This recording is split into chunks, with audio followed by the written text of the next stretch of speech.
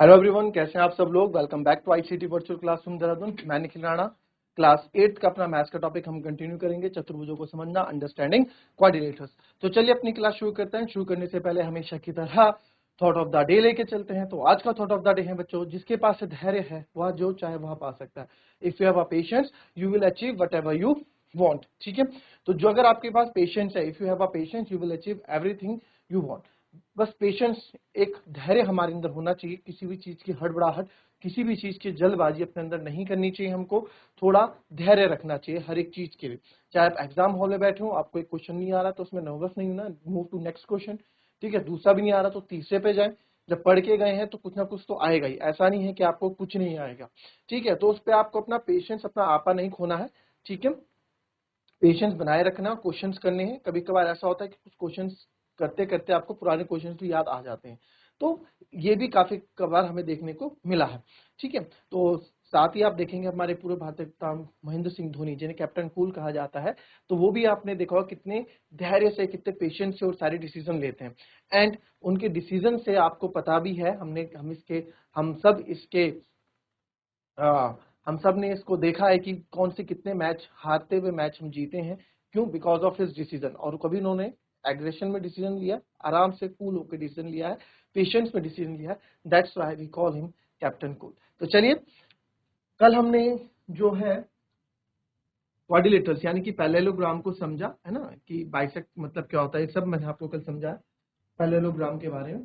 आज जो ये पैरेललोग्राम है, इस पे हम क्या करने वाले हैं, इस पे हम क्वेश्चंस करने वाले हैं। तो कैसे क्वेश्चंस इस पे आएंगे, किस तरह के क्वेश्चंस इस पे आते हैं, उस पे बात कर लेते हैं।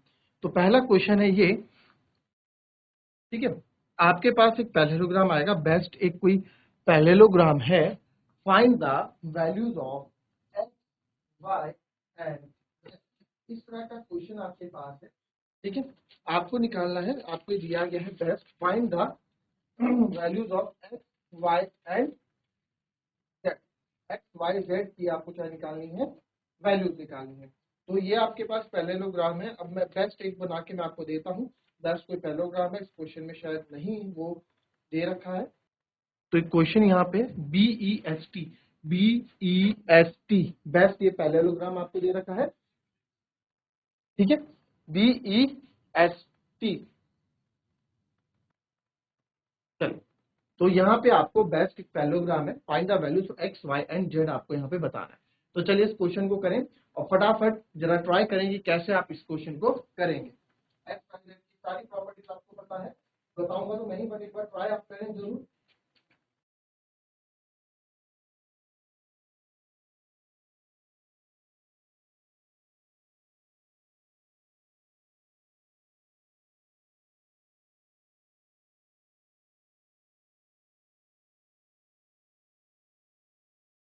तो अब कैसे करेंगे इस क्वेश्चन को, देखें।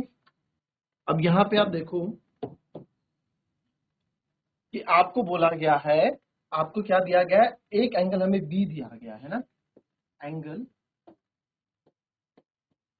बी हमको दे रखा है 100 डिग्री। अब एंगल बी 100 डिग्री है, तो इसके विपरीत यानी इसके सम्मुख जो कोण होता है, इसके अपोजिट जो कोण होता है वो भी 100 डिग्री होगा। ठीक है, तो देयरफॉर मैं लिख सकता हूं एंगल बी बराबर, ठीक है, एक्स, एक्स डिग्री। क्यों?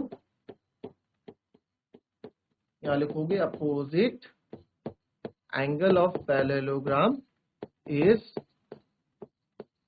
इक्वल, यानी कि समांतर चतुर्भुज के सम्मुख कोण बराबर होते हैं। तो देयरफॉर यहां से एक चीज समझ में आई कि एंगल बी कितना था, 100 डिग्री था। तो एक्स की वैल्यू, तो देयरफॉर एक्स की वैल्यू भी क्या आ गई, 100 डिग्री।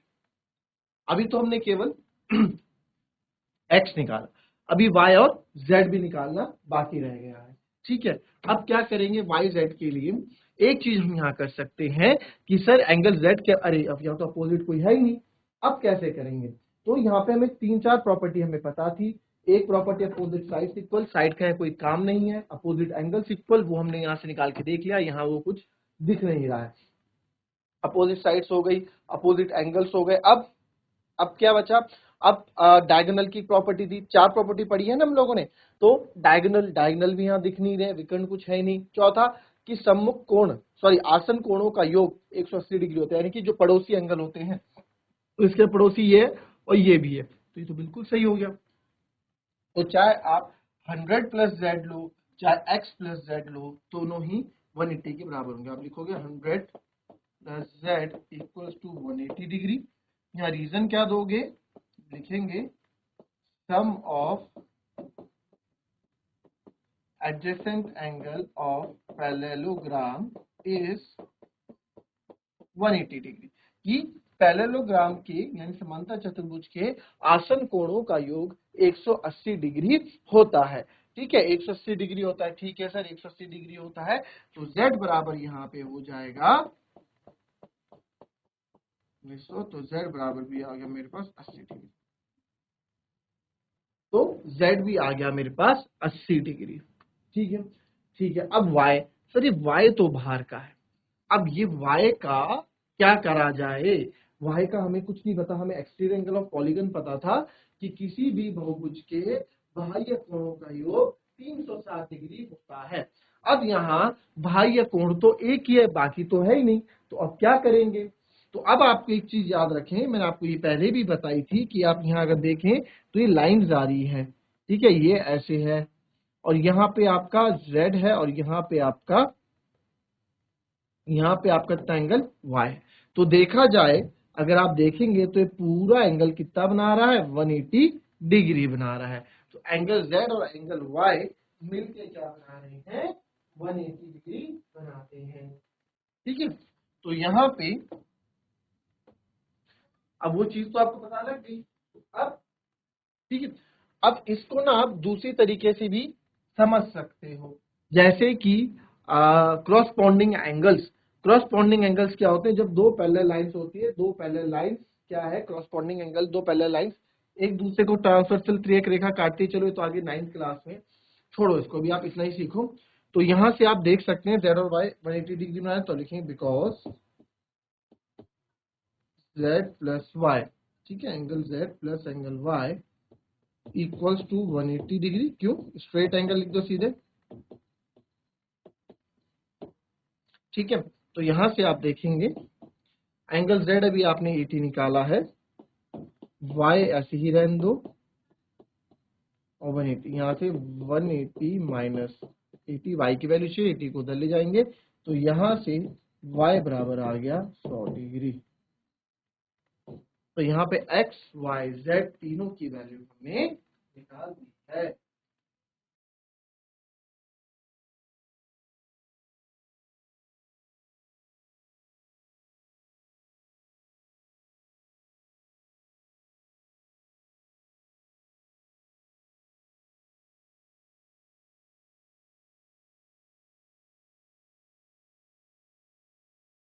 चलिए, क्वेश्चन समझ में आया होगा आप लोगों को। Now move to next question. ठीक है, अब इस तरह के क्वेश्चन आते हैं, तो ये भी आपको यहाँ पे मैंने समझाए हैं कि किस तरीके से, ठीक है, किस तरीके से आप लोगों को डील करना है जब रेशियो वाले क्वेश्चन आपके पास आते हैं। तो रेशियो वाले क्वेश्चन क्या है हमारे पास, रेशियो वाले क्वेश्चन ये है, इस तरह से आएंगे कि two sides of a parallelogram, यानी कि एक समांतर चतुर्भुज की दो भुजाओं का अनुपात 3:4 है। यदि इसका परिमाप 42 सेंटीमीटर है, तो इसकी भुजाओं की लंबाई ज्ञात करें। ठीक है, तो आपको रेशियो में दिया गया है, रेशियो में आपको पता है रेशियो कंपैरिजन होता है, हमेशा आपको पता है रेशियो होता है कंपैरिजन, कि कैसे हम किसी का कंपैरिजन किसी और से करते हैं, वो चीज, उसको चीज को हम बोलते हैं रेशियो। तो आइए देखेंगे इस क्वेश्चन को कैसे करेंगे। पहले कॉपी कर ले क्वेश्चन।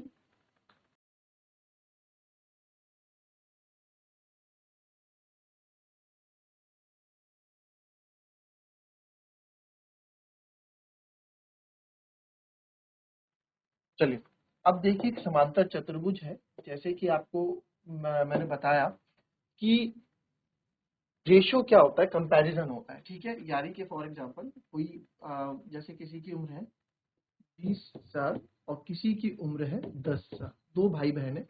ठीक है, बड़े भाई की उम्र है 20 साल, छोटे की है 10 ईयर्स। तो अब आप मुझे बताएं, अगर मैं, ये 20 साल है, ये 10 साल, ठीक है, तो 20 साल 10 साल, अगर इनका रेशियो अनुपात निकालना आपको पता है, अनुपात निकालूंगा तो ऐसे निकालूंगा 0 से 0, तो 2:1 आ जाएगा। तो इसका मतलब ये तो नहीं हुआ कि बड़े भाई की उम्र 2 साल है और छोटे भाई की उम्र 1 साल है, ऐसा तो बिल्कुल इसका मतलब नहीं हुआ। इसका मतलब है कि ये वाला जो बंदा है, ए नाम है, जो ए इसको नाम दे दो, जो ए नाम है वो बी से क्या है, 2 गुना है। ठीक है, 2 टाइम्स है, 2 रेशियो बना रखा है, तो इस तरह से इसको हम बोलेंगे। तो अब यहाँ पे जब कभी भी, ठीक है, जब कभी भी हमको रेशियो दिया जाए, तो जब कभी भी हमको क्या है बच्चों, रेशियो दिया जाए, तो रेशियो में आपको क्या करना है, ठीक है, तो रेशियो में हमें क्या करना है, जब कभी हमें रेशियो दिया जाए, अनुपात दिया जाए, तो हम क्या करेंगे, तो लेट द रेशियो ऑफ, या फिर रेशियो ऐसा ना लिखें, आप लिखें, हमें गिवन क्या है पहले, 2 साइड्स वाले द रेशियो 3:4,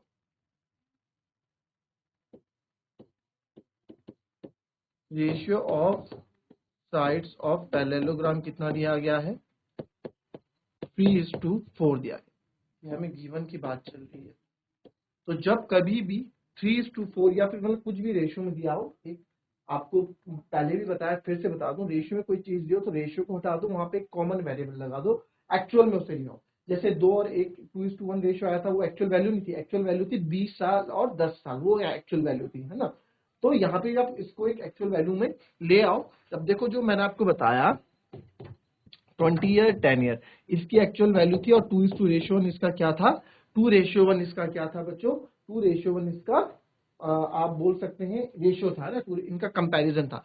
अगर इसी में कॉमन नंबर 10 से मैं मल्टीप्लाई कर दूं, इसमें भी 10 से मल्टीप्लाई कर दूं, तो 2 10 20 और ये वापस आ जाएंगे। किससे मल्टीप्लाई करने पे, किसी सेम नंबर से मल्टीप्लाई करने पे इनकी एक्चुअल वैल्यू वापस आ जाती है। तो वही चीज हम यहाँ करेंगे, किसी सेम वेरिएबल रेशियो हटाएंगे और एक कोई सेम वेरिएबल हम लगा देते हैं, तो लिखेंगे let the sides of parallelogram B, ratio हट जाएगा 3x एंड 4x। तो यानी कि माना पैरेललोग्राम समांतर चतुर्भुज की भुजाओं का माप है 3x एंड 4x। तो एक पैरेललोग्राम भी बना देते हैं हम यहाँ पे,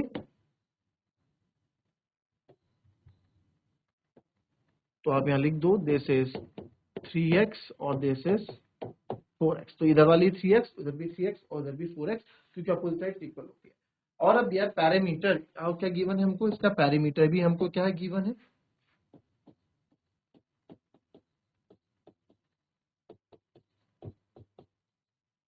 फोर्टी 42 सेंटीमीटर का क्या दिया गया है, पैरीमीटर दिया गया है 42 सेंटीमीटर, यानी कि परिमाप 42 सेंटीमीटर दिया गया है।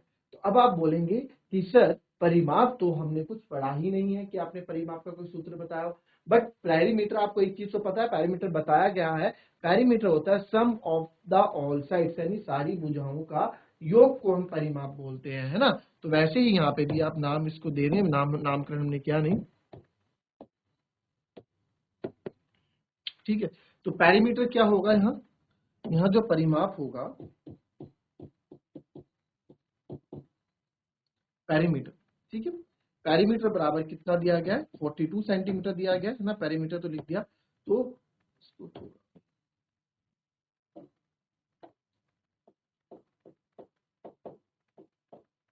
पैरीमीटर 42, तो पैरीमीटर क्या हुआ, सारी भुजाओं का योग, तो A B plus B C plus C D plus A D या डी ए बोल सकते हैं। ए बी कितना है, जब ये 3x है तो बच्चों ये भी 3x होगा, ये 4x है तो ये भी 4x, क्यों, क्योंकि इसके सम्मुख भुजाएं क्या होती हैं, बराबर होती हैं। तो ए बी है 3x, तो ये भी हो जाएगा 3x, बी सी है 4x, फिर सी डी है 3x, और ए डी है जब वो 4x है तो ये भी 4x हो जाएगा। 3 4 7 3 10 4 14, ठीक है। हमें तो x की वैल्यू चाहिए, x को अकेला रखेंगे इधर, इधर 42 है ही, 42 मल्टीप्लाई में इधर आके डिवाइड में हो जाएगा। जो चीज हमने पहले सीखी थी वही यहाँ पे हो रही है बच्चों वापस, 14 3 42, तो x की वैल्यू यहाँ पे कितनी दिखाई देती है, x की वैल्यू 3 दिखाई देती है। अभी भी हमारा आंसर खत्म नहीं हुआ है। आपसे बोला गया है find the length of its sides, यानी इसकी जो साइड्स है उनकी लेंथ आप बताएं, इसकी भुजाओं की लंबाई कितनी है। तो देयरफॉर